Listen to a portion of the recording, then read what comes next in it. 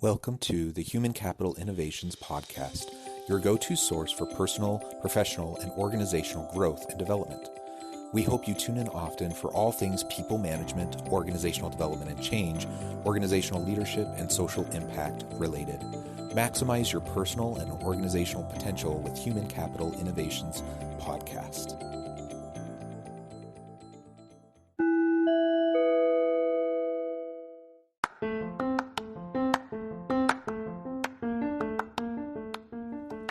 Welcome to the Human Capital Innovations Podcast. In this HCI podcast episode, I talk with Robert Dilenschne about his new book, Nailing It, How History's Awesome 20-Somethings Got It Together.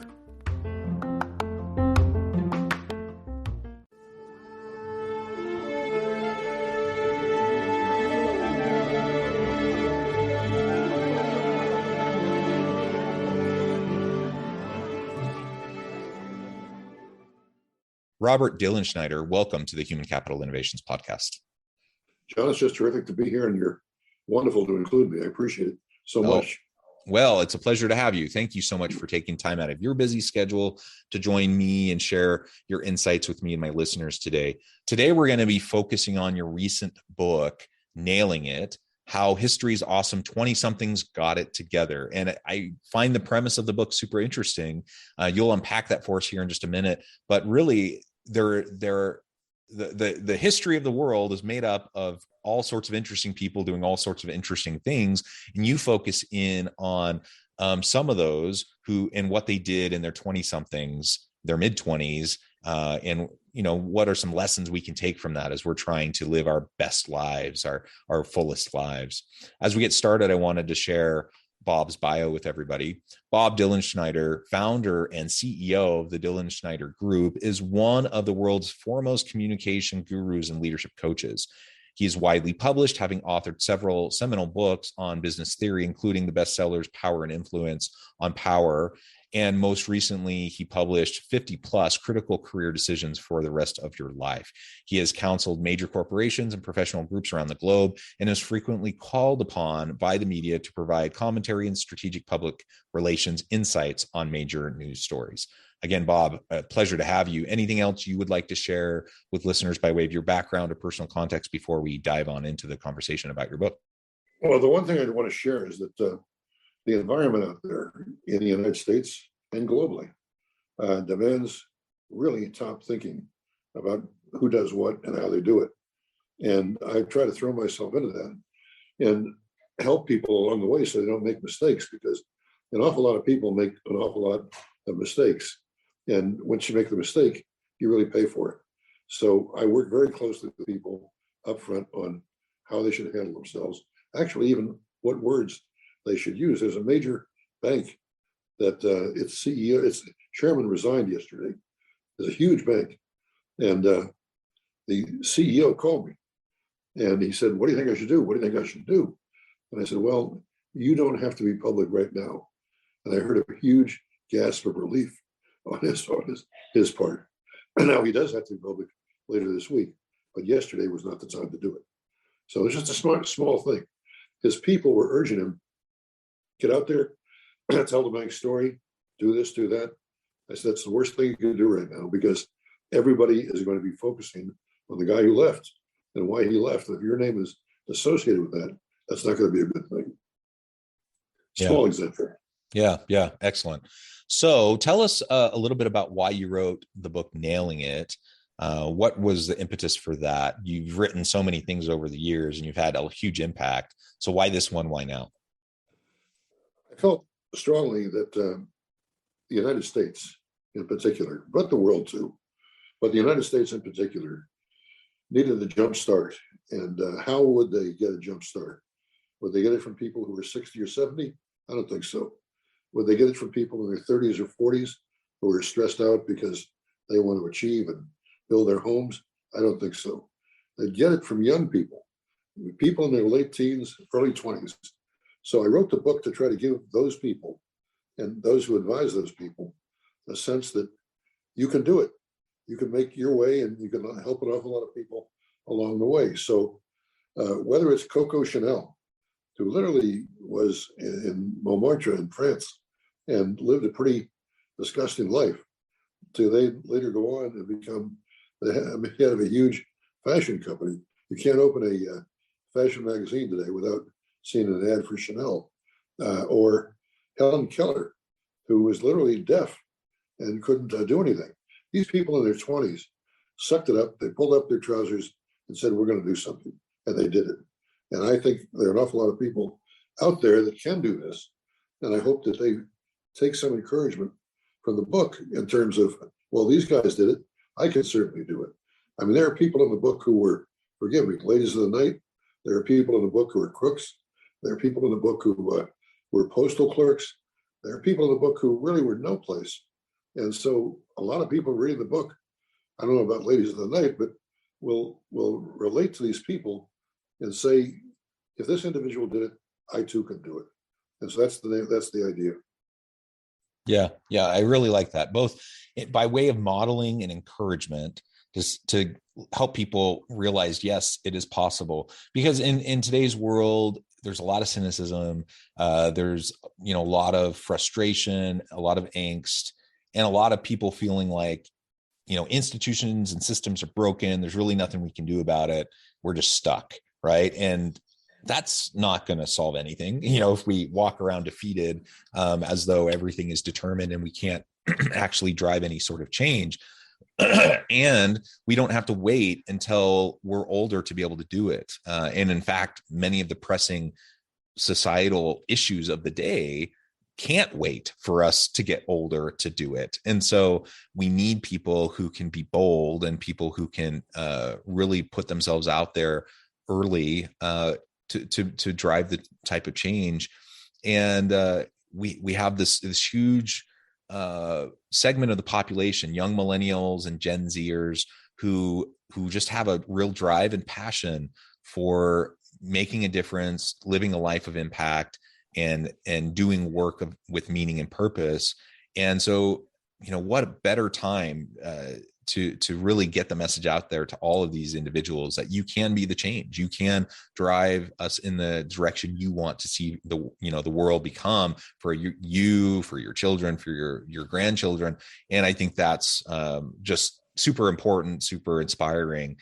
So I'm super excited to just hear about some of the stories that you lay out. You already gave us a couple examples with Helen Keller, for example.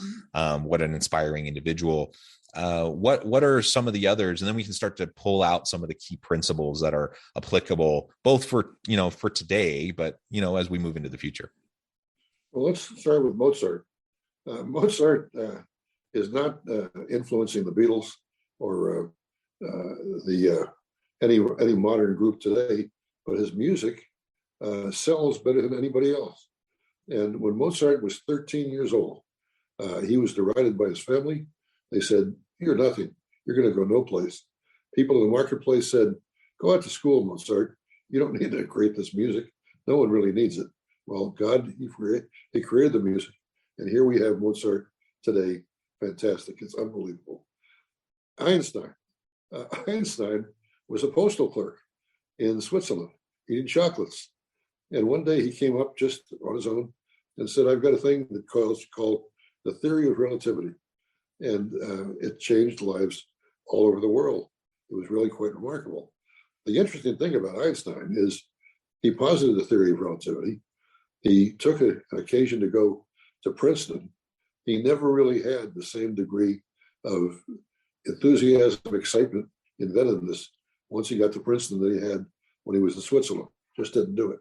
But he did it then, and he made a big difference. Daumier, Honoré Daumier, a great French, I'll say, painter. The painters in France didn't think he was a painter. They just derided him. They said, "You're nothing. You're just making cartoons." Monet, Matisse, these guys all said, "Enough, Daumier. Knock it off." Well, Daumier did knock it off. He got his stuff published in newspapers, magazines, and posters that went up in France, and he changed the nature of the French environment. Really quite a remarkable individual in that he did this. So the book is full of examples like that of people who looked within themselves, said, "I've got a talent. I can apply my talent to a problem out there, or I see a problem And I think I have enough attention to do something about it. And those people then did it. And God knows society is better off for it today. I'm very hopeful that we get through this period we're in right now in the United States. I don't think we're having a great time. I'm very hopeful we can somehow overcome what we're dealing with and take the country forward. We should do that. After the World War II, the country really started to accelerate. And then after Korea, the country really took off. And in the 1960s, late 60s, 70s, and 80s, this country was the place to be. It slipped a little bit. I'm sorry to sad to say. Honestly, I don't think it should have slipped. I think the same kind of people that made the future what it was are still around. And I think we need to find a way to embolden them, to give them a shot at the future. If we do that, the country and the environment is going to be just terrific.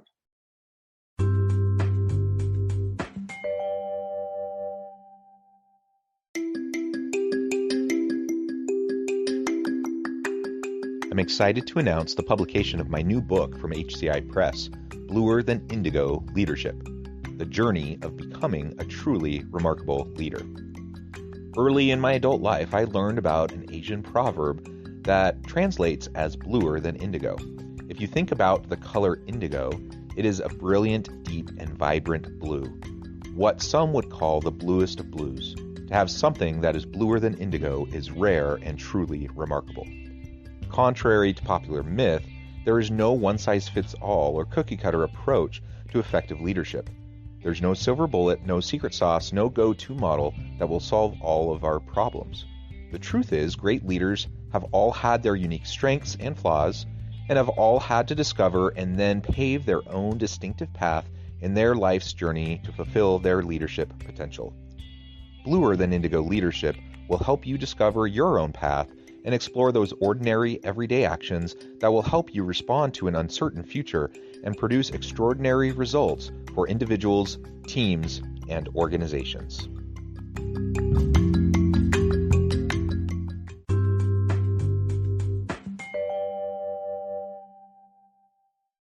Yeah. Well, that's wonderful. A couple more really great examples. And in each of these examples, you have naysayers, right? You have people around you who don't believe in you, who think you're crazy or think you're not fitting into societal norms or expectations. And so you can have a really hard time trying to push the needle. And anytime you're being a change agent, that's the way it's going to be, right? Because people don't like change. People don't like people going against the flow. Yet all of the transformational changes that have happened over time throughout history have come through people who are willing to set that aside, to listen to their own inner voice, ignore the naysayers, ignore the negative self-talk even, and just press forward to try to make a difference where they can. Absolutely. When Steve Jobs started, a lot of people said, what is this guy doing? This is really out of left field. Well, Jobs stayed true to his guns, and look at what's happened. We have this incredible explosion of technology that has really shaped the lives of everybody in the country and frankly around the world. Jobs made that happen just with the beginning of his life. There are many people like that in life, and a lot of them are profiled in the book. I hope that someone reading the book will say, I could do that. I mean, let's take an example of Jackie Robinson. Jackie Robinson, a black baseball player, very good player. Whether he was black or white or yellow, it didn't make any difference. He was a good player. Well, there were no black players when Jackie went into the major leagues with the Brooklyn Dodgers, and he went in at the request of a man named Branch Rickey, who's pretty much been forgotten right now. Robinson is still remembered. But Jackie Robinson took his talent, not just in baseball, but in human life. And he took it in a way that he opened the door for blacks throughout the major leagues, throughout professional sports. I oftentimes think of how Branch Rickey and his family would have felt about this. Rickey was Caucasian. He went to Kent State. But I think they would feel pretty good about it because a large segment of the public, the American public, in Rickey's case, really transformed the country. Jackie Robinson is a man who made a difference. There are all kinds of examples of people like this in the book. We started actually with over 100 people, and we whittled it down to 25. And there were a lot of arguments between me and my editor on who the 25 should be. They wanted, some of them wanted people that are not in the book. I simply tried to hang in there and said, this is the way I want to do it. And it worked out pretty well. The book's doing well. Young people are starting to buy it. It's being bought in the college classes. I'm excited by what's going to happen. Yeah, that's really awesome. And one of the things that it struck me as I've heard some of these examples is, what would you say to those who are like me? I'm in early 40s. And I'm thinking, well, all these other people who have made huge impacts on the world or big changes, they were all, they started young. They made their big impacts, by the time they were 30. Now I'm 42. I'm a lost cause. There's nothing much I can do. What would you say to someone who kind of had that reaction? You're just getting started, and at 40, you have great experience and can make a huge difference. Figure out where you want to do it, where you want to apply your experience, and figure out a way to get there. That's what I would do. It's people with 40 actually have an advantage over younger people. They have experience. So they simply have to figure out how to turn that experience and use it in their interest, but in the interest of other people. There's nothing better than trying to solve a problem that affects a lot of people and getting them on board to help solve that problem. Nothing better than that. And if you can do that, I don't care if you're 20, 30, 40, 50, it doesn't make any difference. It's going to be very fulfilling. Frequently, people, by the way, as they go forward, as we're describing here, have moments of self-doubt. Can I do this? Am I wasting my time? And the answer is, try it. Keep on. Keep your shoulder to the wheel. Keep pushing. Keep pushing. You'll find something out about yourself and probably make a big difference in society. Yeah, I like that. So we're not letting anyone off the hook by focusing on younger people. Everyone has the opportunity to make a difference. And sometimes it's in relatively quote unquote small ways, but nothing small. We have cumulative effects of all the things that people are trying to do. And most of the really big societal changes require a lot of ordinary people in their ordinary lives, everyday lives, just doing extraordinary little small things. Collectively, that drives change. And so, think about any of, sexism, racism, homophobia, climate change, any of these sorts of big, huge issues that we're wrestling with and trying to figure out. Well, it does start with the one. So be the change that you want to see, be an example to those around you, first and foremost.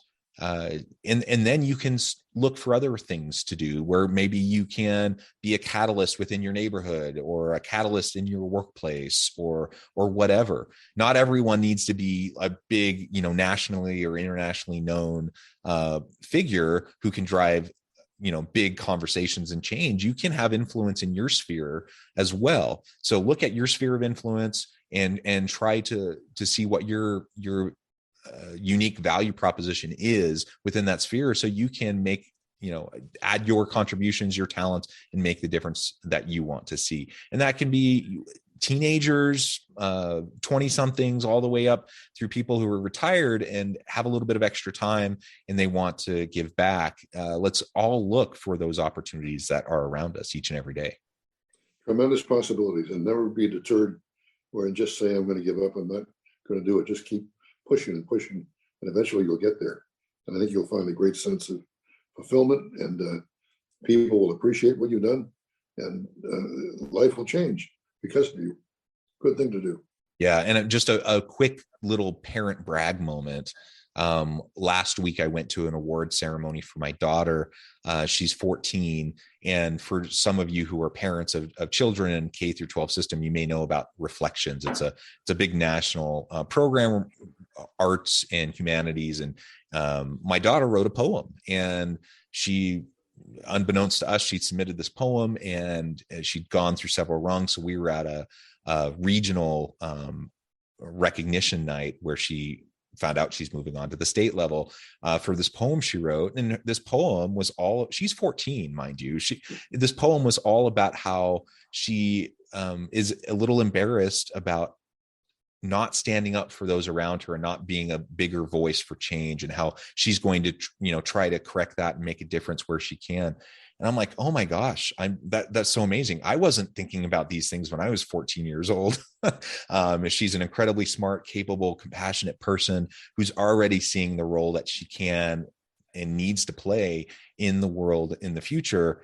And it was just so inspiring for me to see that. And, I was proud of her, of course, for doing well in this competition, but I was more proud just because she all on her own, no prodding by us. I didn't even know she was doing it. She wrote this amazing poem that is inspiring. And, we just want everyone to see their place, that everyone has something to add. Everyone can tap into their meaning, their purpose, and make a difference in the world. And that's what I want more than anything for all my listeners, that we can all just be inspired in that way and do something today, do something now to make a little small difference. And over time, we'll learn how we can make bigger and bigger impacts. That's exactly the way it should work. And everybody out there listening to this podcast, all your listeners, should say to themselves, what small thing can I do today? What do I have experience doing that can change positively life around me? A lot of people can do that. Robert, it has been a real pleasure talking with you today. The time has flown by, and I'm going to have to let you go in here in a few minutes. But before we close, I just want to give you a chance to share with listeners how they can get connected with you, find out more about your work, more about your books, and then give us a final word on the topic for today. Well, of course, we have a website if you want to go to it, at Dilenschne.com. You can find things out there. I've written 18 books, so 3 of them have been bestsellers. It's tough getting a bestseller out there, by the way, but 18 books. I'm hopeful Nailing It will be a bestseller. What encouraged me about Nailing It was to say that young people can do something. Young people can make change. We need change in the world. We need a whole different way of thinking, a whole new paradigm. But we're not going to do negative things. We're not going to defund the police or do stupid things like that, but we are going to make a difference. And here are ways we can make the difference. Those are the stories that are part of Nailing It. The book can be bought, obviously, through Amazon and the local bookstores. But if you want to get in touch with me, please don't hesitate to just Google up and give me a call. I'd be more than happy to talk with you. Wonderful. Thank you, Bob. It's been a pleasure. I encourage listeners to reach out, get connected, find out more about what Bob can do for you. Check out the books. And as always, I hope everyone can stay healthy and safe, that you can find meaning and purpose at work each and every day. And I hope you all have a great week.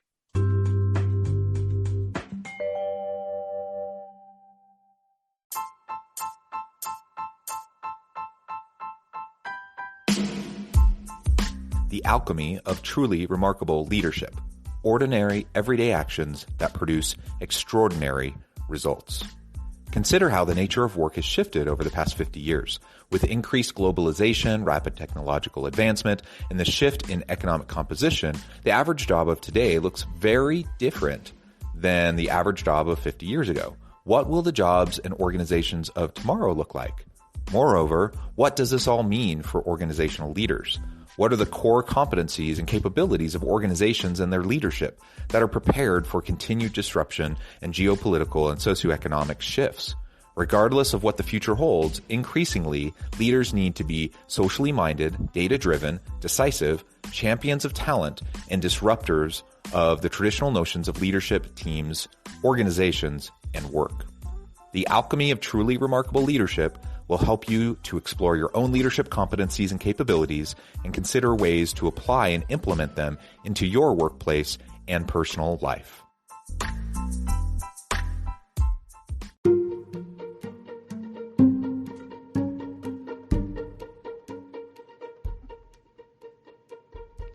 Check out Human Capital Innovations magazine, Human Capital Leadership. Human Capital Leadership is a free, interactive e-magazine with the mission to help individuals, leaders, and organizations find innovative approaches to maximize their human capital potential. We publish issues quarterly in August, November, February, and May. Take a look at the latest issue and let us know what you think.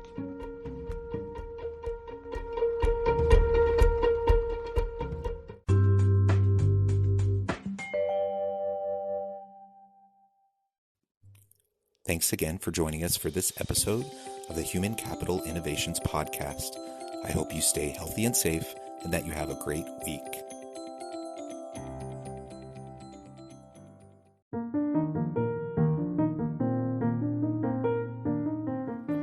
Check out our new weekly LinkedIn newsletter, Alchemizing Human Capital, exploring industry trends via original research and interviews with executives and thought leaders from across the globe.